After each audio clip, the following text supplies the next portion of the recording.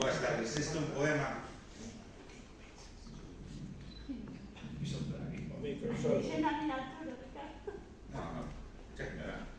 Este é un poema que quixen facerlle ao meu avó.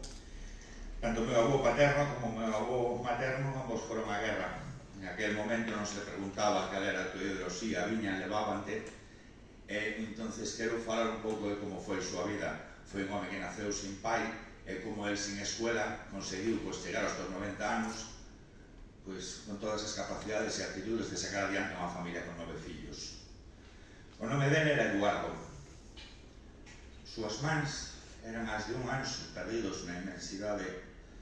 Cada enruga da pel falaba da fame, falaba da vida tan dura que pasou para medrare. El ainda non podía lembrar as andeinas nos montes cando paseaba o gando, cada pedra onde se sentara para otear o horizonte. Súa nai o criara sen pai e desde cativos ao mar o chamou. Non tuvera tempo de aprender a nadar, pero el remaba e remaba. E lotou unha guerra sen senso, sen consenso. Enarbolou unha bandeira que non era a súa e aprendeu a non temer a morte, a buscar a sorte en cada lateso.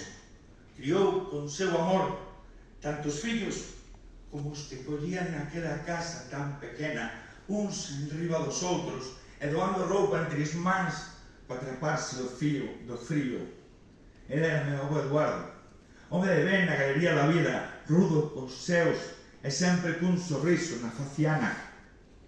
Lembro que sen dentes amolecía o pan entre as encías e sempre seu cigarro negro, máis que a vida regalada para el. Non pode ir á escuela, pero ningún número se lle escapaba. Pilotaba sen carné o vello Land Rover e cando a néboa abrangaba o seu vasto mar, reloxo en man sabía no tempo onde ia acabar. Canta sabiduría regalada a necesidade de alimentar os seus. Moitas grazas.